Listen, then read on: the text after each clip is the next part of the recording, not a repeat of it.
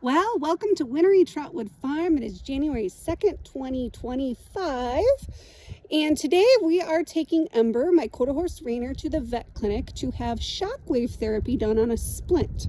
She unfortunately popped a splint in the night. She got cast.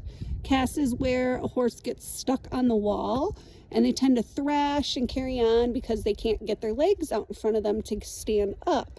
So I found her in the morning. She had a big old splint, which is not normal for her. She's got really good straight legs. It had nothing to do with her performance, but it's just something that happens. So I wanted to bring you along today, show you what a splint is, and show you what shockwave therapy is all about. So come on, let's go.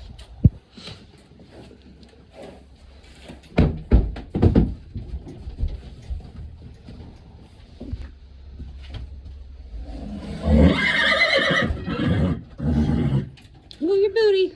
Move your booty. Okay, here we go. So we just pulled into the clinic. Before we go in and have Ember treated, let's talk about what a splint is and what shockwave therapy is. As you can see in this photo, there's a bump on this horse's leg.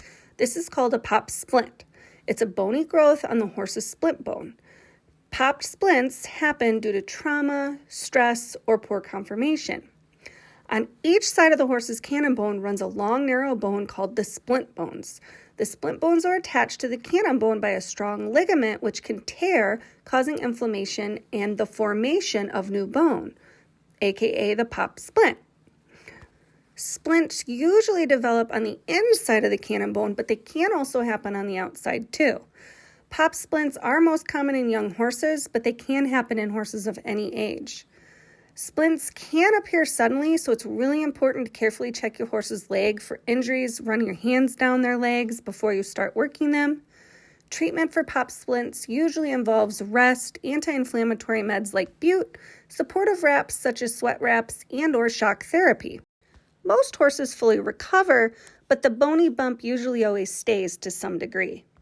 So, what is shockwave therapy? Well, shockwave therapy is a non-invasive treatment that focuses sound waves to promote healing in injured tissues by applying high-energy pulses of sound to the body.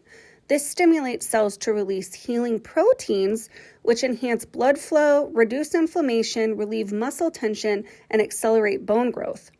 Shockwaving is especially effective in treating orthopedic conditions such as tendon injuries, arthritis, back pain, and fractures. That's why it is a great option for treating pop splints. Now, back to Ember. We're at the clinic. This is the splint that will be treated, and I want to show you the full shockwave treatment today so you can see what it's like, what it sounds like. My veterinarian is applying lube to the splint so the machine will glide easily as she administers treatment. And this is going to help her heal. It's going to take the inflammation down and help her get back on track to having a full career.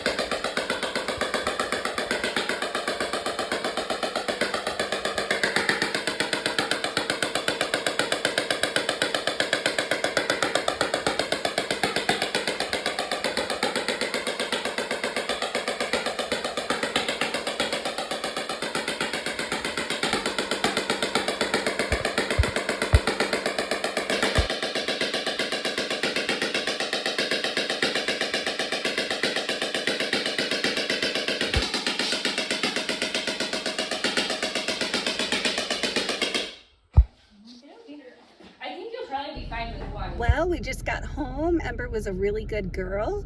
The vet said that we probably only need to do one shockwave treatment. It's just unfortunate, but this is something that happens with horse ownership. It had nothing to do with her performance or her conformation. She has really good straight legs, but now you know what a splint is and a way that you can treat it. And Ember will be back to work. We're going to give her 5 days off, and I'll be riding her next week, and it will cosmetically look better from the shockwave.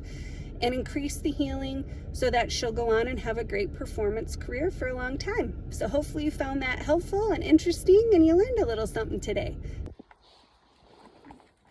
Good girl, Ember. Good girl, baby.